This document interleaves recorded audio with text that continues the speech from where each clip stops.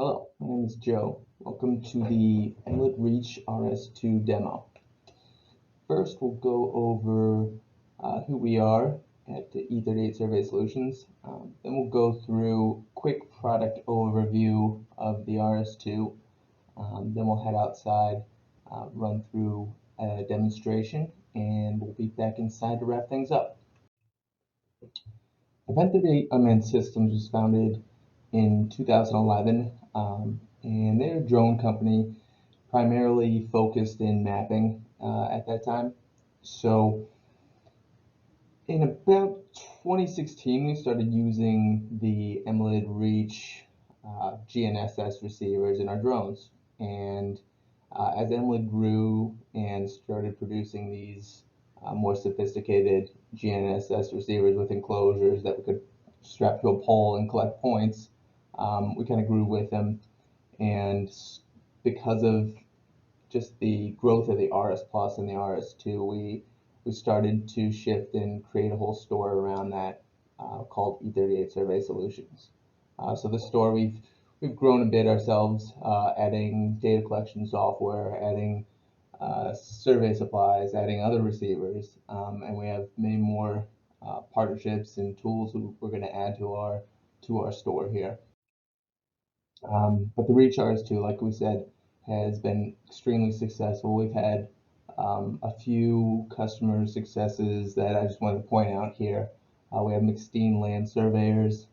They've been using RS2s maybe a year now, maybe a little longer, but they've expanded to have, maybe 10, 12 teams with these 17 RS2 receivers. I believe some are using them with N-trip service and some are using them as base rover. Campbell and Associates is a similar situation. They've only been using it a few months, but have expanded to a few different teams now.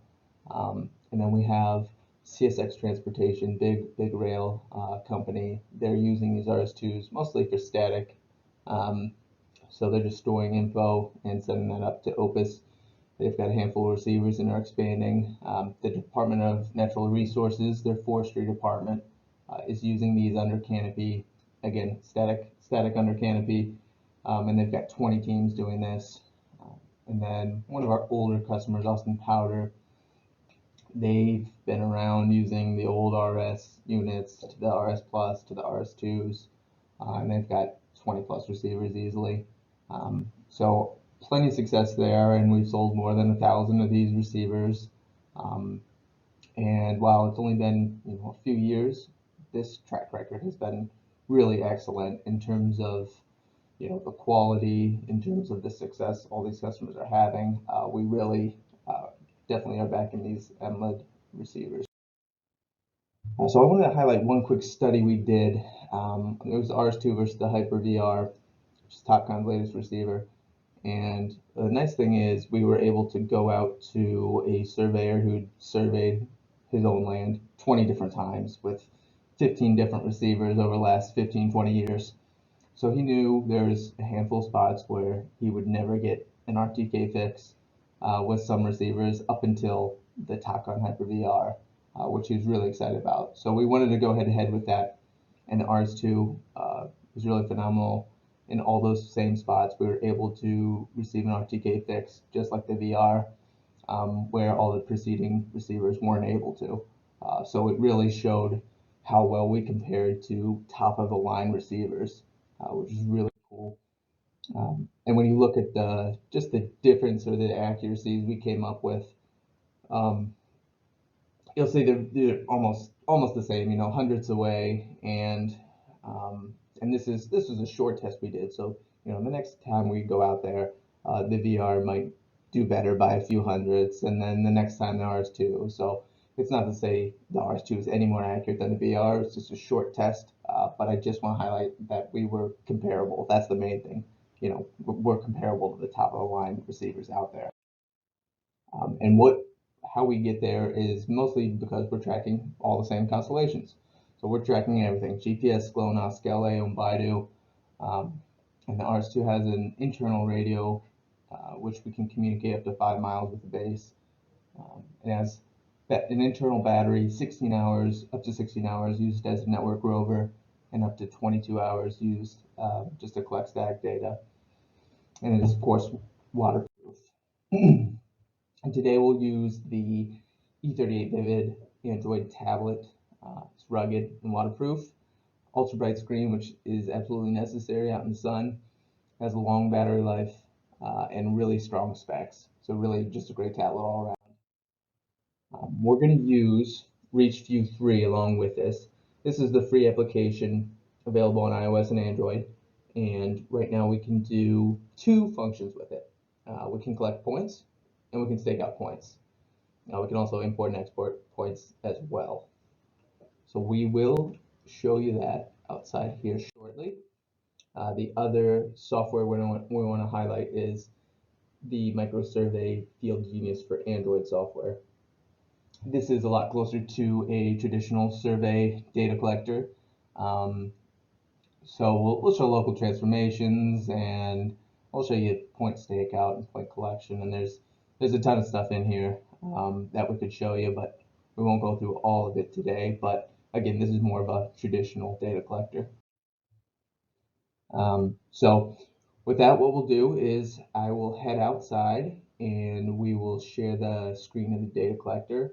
And we'll probably start with FieldGenius for Android using O.VRS for our corrections. So we'll use the RS2 as a network rover with O.VRS and FieldGenius, and then we'll move to a base rover setup and show you ReachView 3, and then get under some trees and try to really I guess abuse the system and try to lose accuracy as best we can, just to show you how consistent and how stable that RTK fix is. So with that, just give us a couple minutes here and we will shift over and see you outside. Alright, so we've made it outside, and just to give you an idea of what we're looking at, pretty much wide open parking lot. Then we'll get into the trees a little bit there. We got a line, get into some of that cover. But for now, we'll start by powering on this RS2. And that'll take just a minute to power on there. In the meantime, we can start FieldGenius for Android.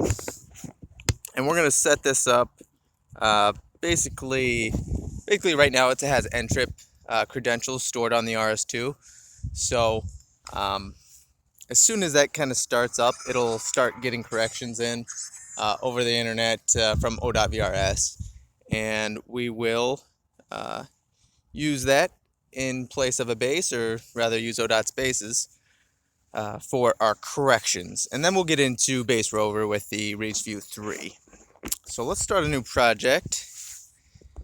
And we'll call this demo 420. We'll do this in survey feet. Ohio 8 North, geoid 12B, that sounds good. We'll create that project. And I do want to show you localization, so let's just import those coordinates right now.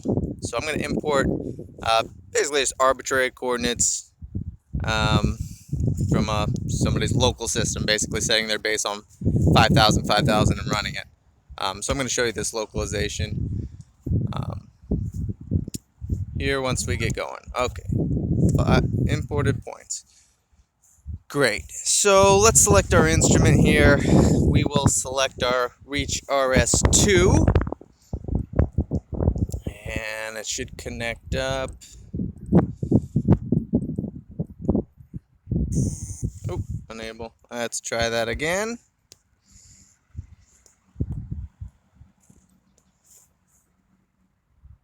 There we go.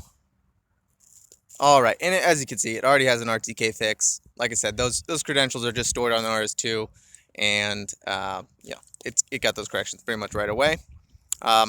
Here in FieldGenius, it says corrections no RTK. That just means FieldGenius isn't sending any corrections to the RS2. Rather, the RS2 is getting them themselves and then just feeding FieldGenius the solution. So that's all good. Antenna height is at 5.9 feet. That looks good. We'll look at active tolerance here. So we'll use topo, but let's say we want to we want to average a point over 4 seconds instead of 5. And we're taking 5 observations per second. So we'll change this to 20 observations, and that'll be just a 4-second average. So we'll use that. We'll be done there. And let's look at our survey here. These are these points we imported from that local system. As you can see, they're many miles away. So we're going to localize to that system. Let's do that now. So let's go back here to project data and local transformation. And we're going to do this with point pairs. So let's go and add our first pair. In terms of local control, we're going to choose from one of these points that we brought in. So let's start with 1001. And we're going to go walk over to that coordinate. It's just the end of my paint line over here. So let's measure that. Let's measure that. 1, 2, 3, 4 seconds, and we're all good. We will add that pair, and let's add another pair. We will go to 1003, and let's go walk over to 1003.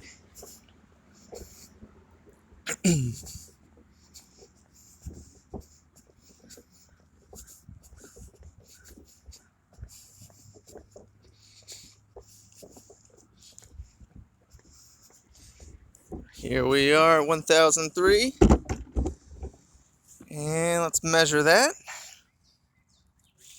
Good deal, we'll save that. Add that pair, and you can see now we have a delta horizontally, but let's add another pair. So let's select 1004 and walk over to 1004, just a few paces away. Here we are, let's measure that. Great, we'll save that, add that pair, and now you can see where we have deltas in the northing and easting as well as horizontally. So everything looks pretty good. We're about 200s in the easting there, probably mainly because I'm not leveling my rod. I'm just kind of throwing it out there, nor am I really on these points. But anyway, looks good. We'll apply it, and we have transformed our coordinates. So let's jump out of here and go to our survey. And now you can see here we're on the parking lot and we've localized to their system. Now we can go to 1007 and let's stake that point out. And we'll go walk over to 1007 here.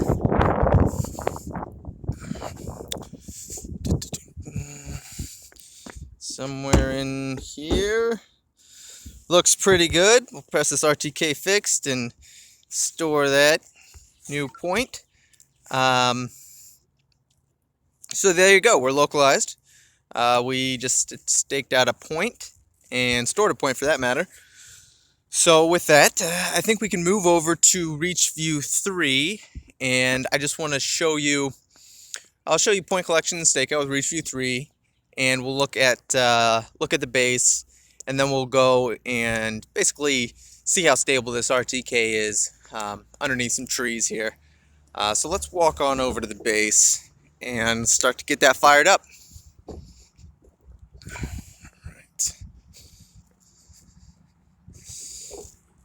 All right. Let's get out of here. Okay, so here we are. And I'm going to turn on the base now.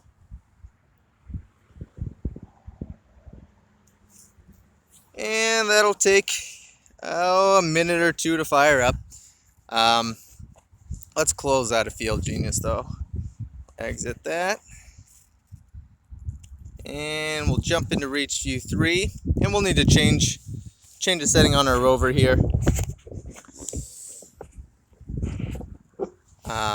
So we'll still be in the rover and get to those settings. You can see we still have a fix up in the upper right. But we want to basically get our corrections from our base now. We were getting corrections from N-Trip, but now we are going to switch to our LoRa radio and get corrections from our base station.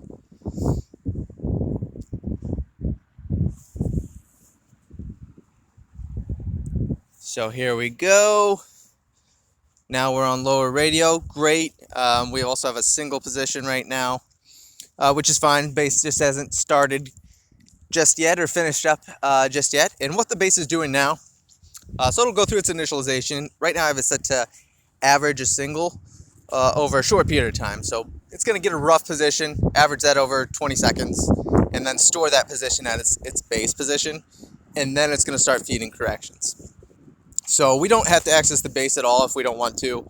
If we're just running that average single, we can just power it on, wait a minute or two after after the initialization sequence, and it'll just start feeding us corrections, which we'll see here shortly.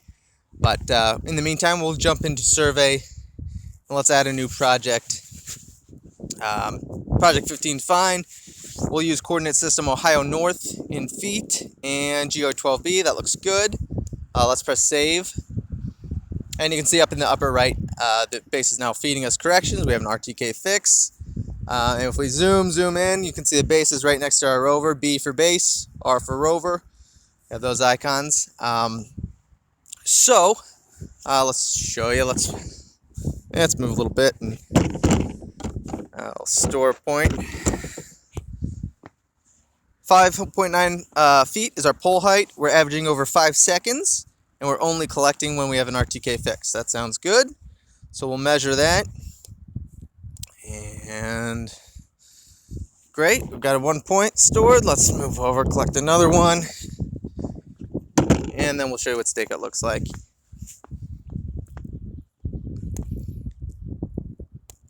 Here we go, collect our second point. Oop. So let's get rid of that, and then let's go back to number 1. So click on number 1. Oh, there we go. Click on number 1, and we'll stake out number 1. So let's jump. We'll walk on back to number 1 here. Oh, getting closer. You can see it kind of gets bigger there. Close enough for my purposes. Looks good. So those are the two functions in ReachView: point collection and point stakeout. With that, let's jump into the base settings, and I want to show you what that looks like. So let's go over to receivers, and let's go back, and let's go into the base settings. So in the base, I want to show you the base mode settings. Should take just a minute or two here, or less than that.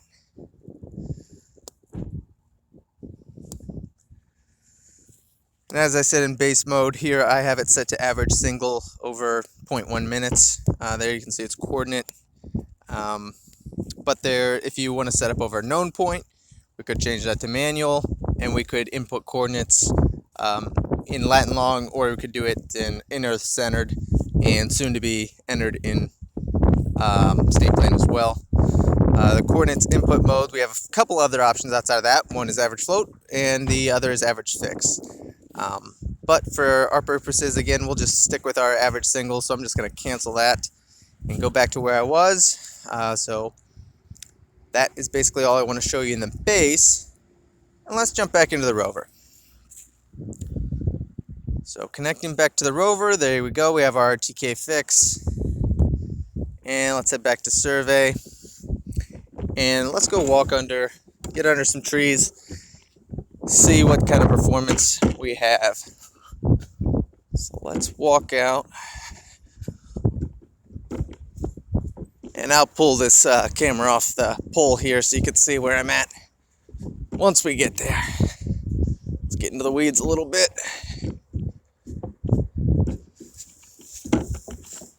All right. All right, so still have a fix. Great. Let's zoom out. Where are we at? Okay. So, just to give you an idea what we're looking at. Right directly to the north, we have a tree about a foot or so off the pole. And it's literally right next to that branch. Out east, we have line of trees. Obviously, no leaves or anything on them.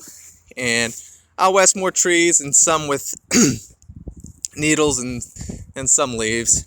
Out north, there's a building there, but really probably not affecting us. And then northeast, we have some visibility to the south. This building, our building's not really in the way. In any case, we still have that RTK fix. Let's measure a point here. Let's take a look. So you can see our residuals here. They were, the vertical got to about 7/100ths, which is still fine, obviously, but I just want to show you. I'm just walking outside of the trees. Let's measure again. It should stay, now we're below 400ths on the vertical. So you can see it definitely had an effect being under the tree there, but still strong residuals there. Let's go over some of those trees that have some needles on it. See if we can break it.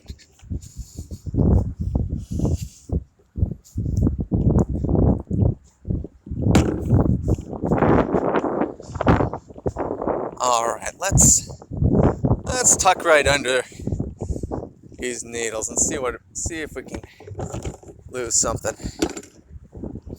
All right, let me show you where I'm at. So basically wide open, other than the fact that 2 inches above the receiver, there's, I'd say 6 inches. We've got this, some needles here covering us. And then, I'm sorry, up north, we got the same trees. Out northeast, that tree line. The west is pretty well open. But still looking good. Let's collect a point here while we're out here. Residuals look pretty good. All under 6/100ths. Live with that. Let's try to get, I'm going to get a little deeper into the weeds, see if we can lose a fix here.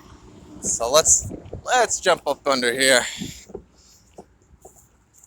Try not to turn an ankle.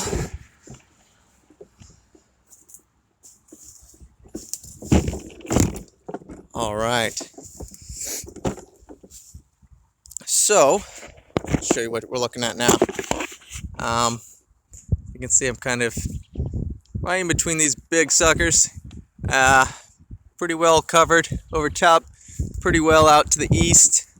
Northwest, I got this big tree trunk. Out west, pretty safe, but I'm in here pretty good. Still with an RTK fix. Let's measure a point. See, residual is still strong, less than 6/100ths in the elevation. And let me give you some perspective on where we're at. Let me jump out of here. So we're tucked in there pretty good, and still with an RTK fix. So really excellent. Obviously, haven't got it to break just yet, and I don't think unfortunately, there's not deep enough woods out here that would make it break. That's about as thick as we get.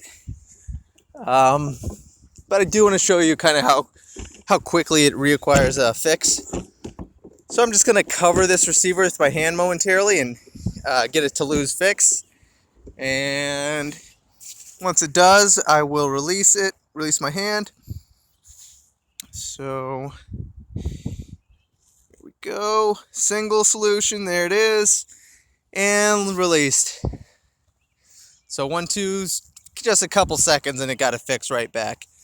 So pretty cool, pretty strong, like I said, all the way around between just maintaining a fix in those wooded areas, and the reacquires really quick. And like we talked about before with the VR comparison, it was all the same results. You know, the VR was excellent in a few of those tough scenarios that we knew some of the older receivers just couldn't handle, and the RS2 compared really well with it. And out here, much of the same.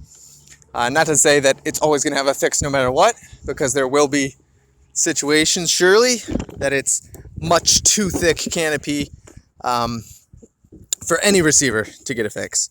But really, as I keep saying, it's just it compares so well to everything out there, everything at $20,000, which is pretty remarkable.